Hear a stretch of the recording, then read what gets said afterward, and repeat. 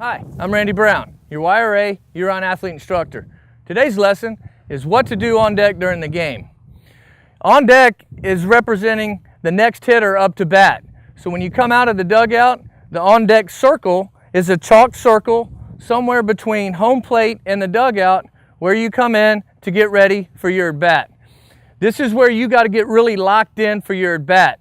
So there's 5 key points. Number 1, you need to always be mentally and physically prepared. Number 2, always have your equipment ready. Number 3, this is where you stretch and loosen up. Number 4, you need to study the pitcher. And finally, number 5, take game swings when you're on the on-deck circle. So back to point number 1, being mentally and physically prepared. When I'm talking about mentally prepared, meaning you know and anticipate what your role may be as you go up to the plate. You may have to bunt, you may have to hit and run, you may have to squeeze. If there's runners on third base, you got to drive them in. So at least know what you're going to do before you get up to home plate. At least have a pitch in mind and how you're going to hit it before you step up to the plate. When I'm talking physically, this is where you can really focus on your weight transfer, the hip and shoulder turn, the hand pat to the baseball, and really focus on your timing in between pitches. And finally with this, parents, do not coach. Let your coach coach your kid. He doesn't need to hear any outside information. It may confuse him. So let him do his thing. And point number 2, have your equipment ready.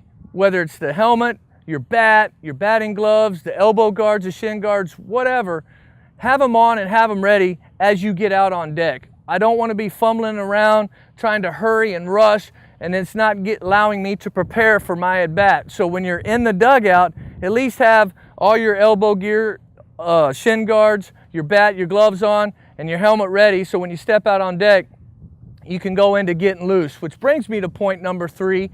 When you step out here, stretch and get loose. Everybody has their own way of doing things. I like to do a few arm circles forwards and backwards with both arms, right? I like to twist it out, just to get my back loose. I may stretch my legs a little bit, all right? Whatever it may be, do your thing. Just give yourself time to do it. And point number 4, this is probably one of the biggest ones you need to take note of when you step on deck, and that's study the pitcher. Granted, you're going to do it in the dugout, but when you're on deck, you're trying to get locked into an at-bat right here. And you need to focus and really get your timing down.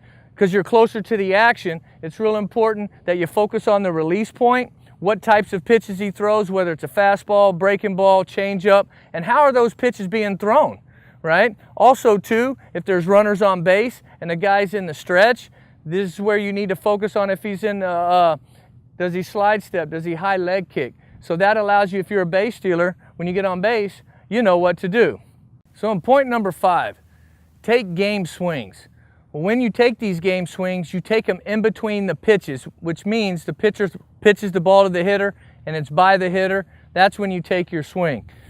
So when the pitcher gets on the mound and he gets in his stretch or he's wind up and he's getting his sign, even though you're on deck in the circle, you want to attack the at bat like you're in the box. So you're getting in your stance, you're looking at the pitcher.